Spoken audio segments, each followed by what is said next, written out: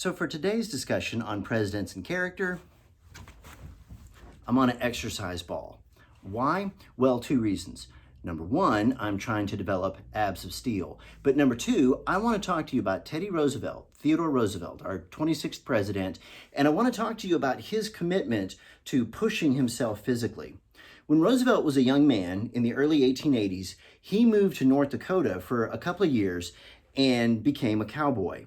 Now, in the 1880s, it wasn't uncommon in the Old West for rich guys from the East to read a novel or two about exciting times in the Wild West and decide they wanted to have an adventure. So they would move west or take a vacation, take a trip to the West, buy themselves some fancy cowboy clothes, strut around town for a few days, maybe a few weeks, and then go home. Well, Roosevelt was not that kind of guy. So even though the cowboys who were out there thought they knew what they were getting, they got something else.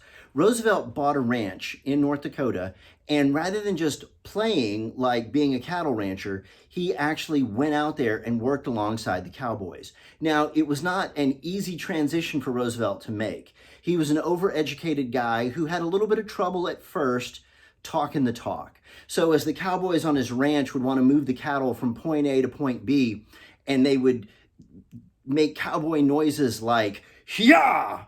Well, Roosevelt tried to put his own spin on that. And so in his overeducated way, he would try to get the cattle to move by saying, "Move forward thusly, move forward thusly." And the cowboys would make fun of him. "Hey, Buck, we got to get them cows to move forward thusly."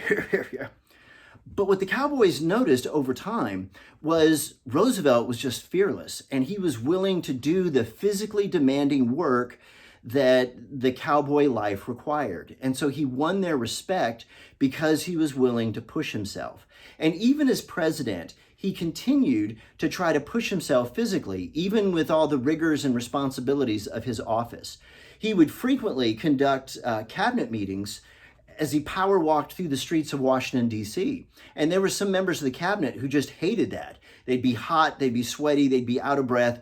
But if they wanted Roosevelt's time, they had to fit with his schedule. One day, the president was hosting a fancy luncheon on the White House lawn, and he called the Swedish diplomat to come over and talk to him, and he wanted to show the guy a wrestling move that he learned. And he took the man, the diplomat from Sweden, and threw him to the ground. So maybe not the most presidential thing he ever could have done, but it kept with, it was true to who Roosevelt was. He was a guy who pushed himself physically. And we can learn something from that in our own lives.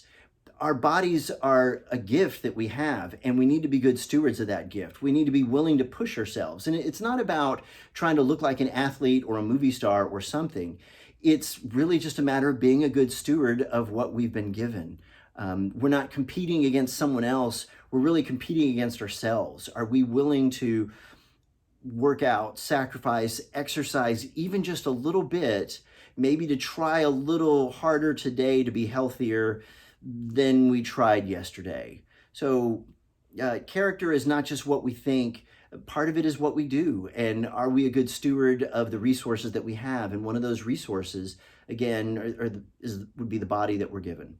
So I wanted to leave that thought with you today. And as always, I wanted to encourage you to choose joy. Thank you for your time.